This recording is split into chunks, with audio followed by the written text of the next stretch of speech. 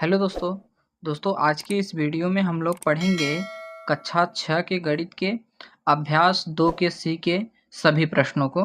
तो दोस्तों वीडियो को लास्ट तक ज़रूर देखें। सभी प्रश्नों को एकदम आसान तरीके से समझाया गया है।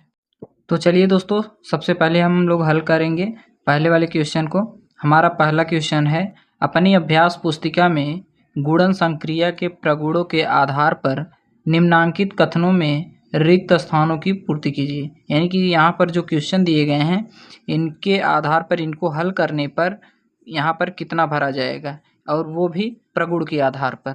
गुणन के कुछ प्रगुण होते हैं, तो यहाँ पर उन्हीं प्रगुणों का यूज करके हम इसको हल करेंगे। यहाँ पर पहला वाला क्वेश्चन है, 468 में 0 से गुणा करना है।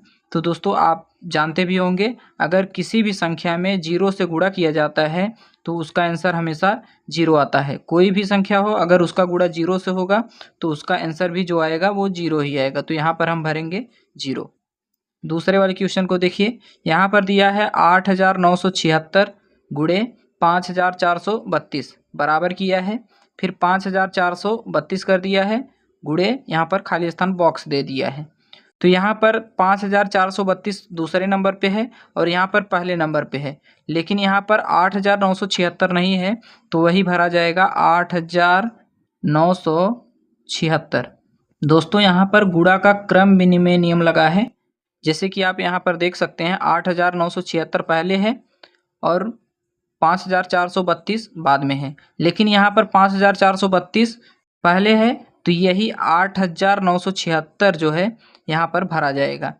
गुणा में क्रम बदलने पर कोई फर्क नहीं पड़ता है। अगर जैसे कि हम 2 का गुणा 3 से करते हैं तब आएगा 2 तिहाई 6, और इसी प्रकार से अगर हम 3 का गुणा 2 से करेंगे तब भी हमारा 6 आएगा। यानी कि पहले वाले अंक को दूसरे पे और दूसरे वाले अंक को पहले पे कर दिए हैं, फिर भी इनका गुणनफल जो आया है 6 ही आया है। तो इसको हम लोग गुणा का क्रम विनिमय प्रगुण बोलते हैं।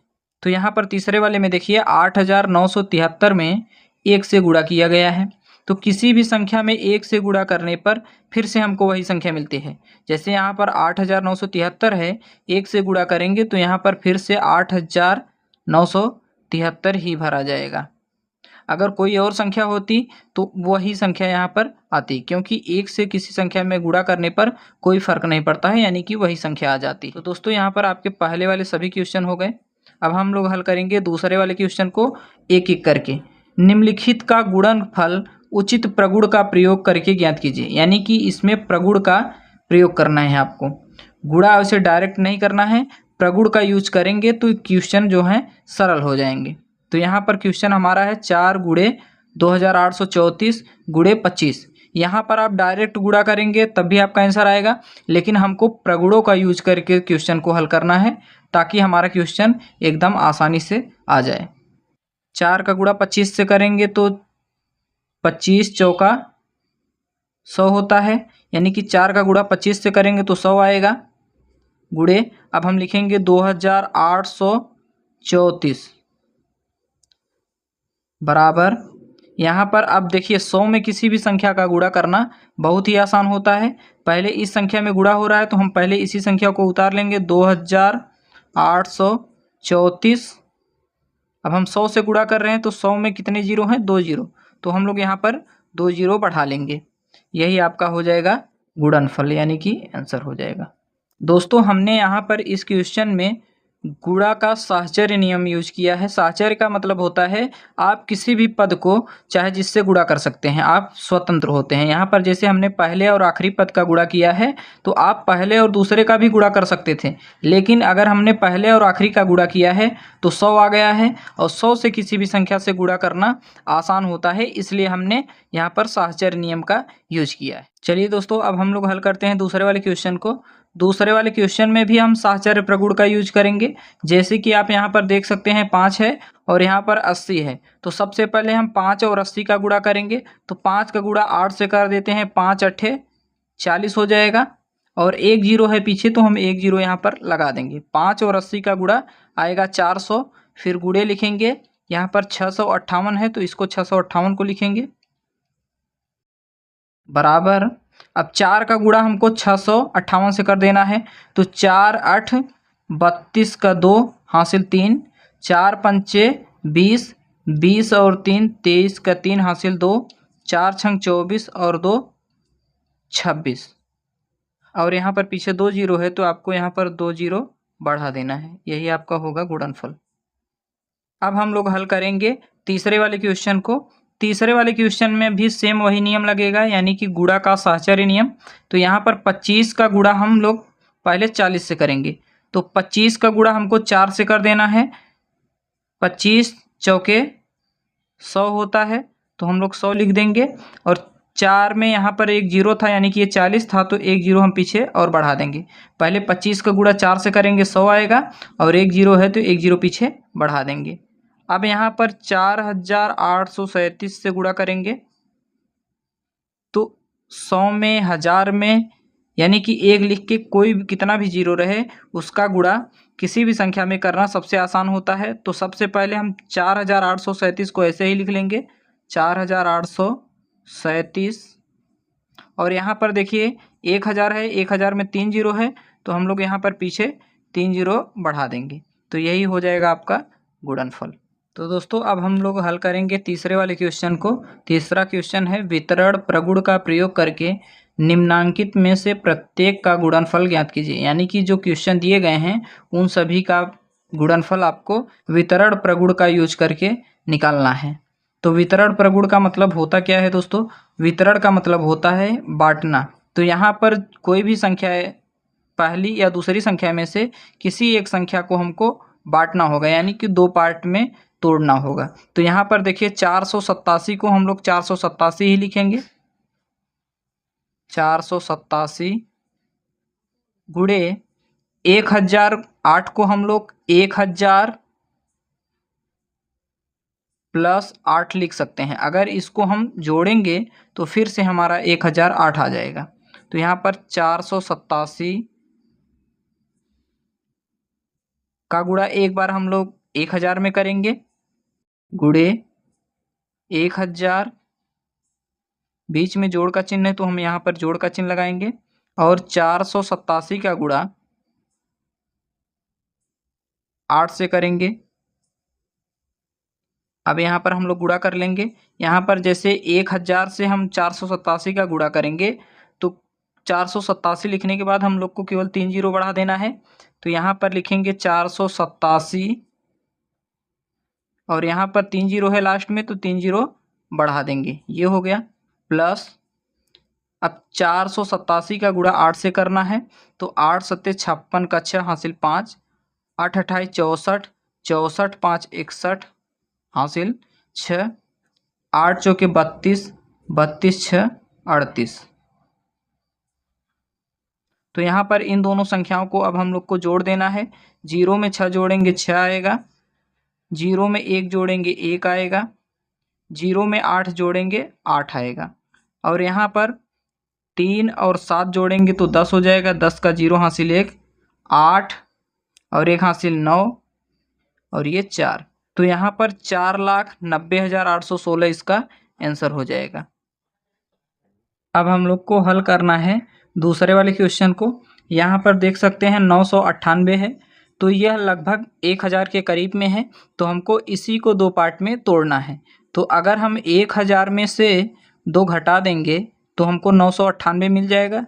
तो यहाँ पर हम 1000 माइनस 2 लिख देंगे। हमने 998 को 1000 माइनस 2 कर दिया है। अगर 1000 में से 2 घटा देंगे तो 998 आ जाएगा, गुणे 436 लिखेंगे। अब यहाँ पर एक बार 1000 का गुणा 436 से करेंगे, तो यहाँ पर 1000 गुणे 436, बीच में घटाने का चिन्ह है तो हम लोग यहाँ पर घटाने का चिन्ह लगाएंगे। 2 का गुणा करेंगे 436 से, 2 गुणे 436। तो यहाँ पर 1000 का गुणा 436 से करेंगे तो सबसे पहले 436 ही लिख लेंगे, और लास्ट में 3 जीरो है तो हम लोग पीछे 3 जीरो बढ़ा देंगे।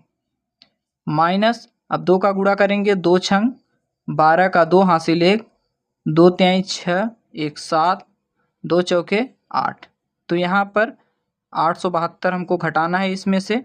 तो यहाँ पर 0 में से 2 घटाएंगे, नहीं घटेगा तो 1 हासिल लेंगे। यहाँ पर 10 हो जाएगा, 10 में से 2 घटाएंगे 8 बचेगा। यहाँ पर 9 बचा है, 9 में से 7 घटाएंगे 2 बचेगा। यहाँ पर 9 बचा है, 9 में से 8 घटाएंगे 1 बचेगा। यहाँ पर बचा है 5, तो हम 5 लिखेंगे, ये 3 हो जाएगा और यहाँ पर 4। तो ये इसका फाइनल आंसर हो जाएगा। हमारा तीसरा क्वेश्चन है 6754 गुणे 94। तो यहाँ पर देख सकते हैं यह 94 जो है लगभग 100 के करीब में है, तो हम इसी को 2 पार्ट में तोड़ेंगे। तो यहाँ पर लिखेंगे 6754 गुणे 94 को हम लोग लिख सकते हैं 100 माइनस 6। अगर 100 में से हम लोग 6 घटाएंगे तो फिर से हमको 94 मिल जाएगा। तो इसको हम लोगों ने 2 पार्ट में तोड़ दिया है। तो यहाँ पर 6754 का गुणा एक बार 100 से करेंगे, 6754 का गुणा 100 से एक बार करना है। घटाने का चिन्ह है यहाँ पर, तो हम लोग यहाँ पर बीच में घटाने का चिन्ह लगाएंगे। अब 6754 का गुणा 6 से करना है, 6754 गुणे 6।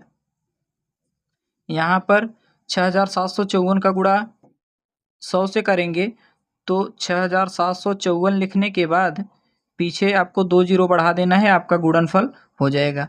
फिर माइनस का चिन्ह लगाएंगे यहाँ पर, तो 6 का गुणा हम 4 से करेंगे, 6 चौके 24 हो जाएगा, हासिल 2, 6 पंचे 30, 2 32, हासिल 3, 6 सत्ते 42, 3 45, हासिल 4, 6 छंके 36, 36 और 4 40 हो जाएगा।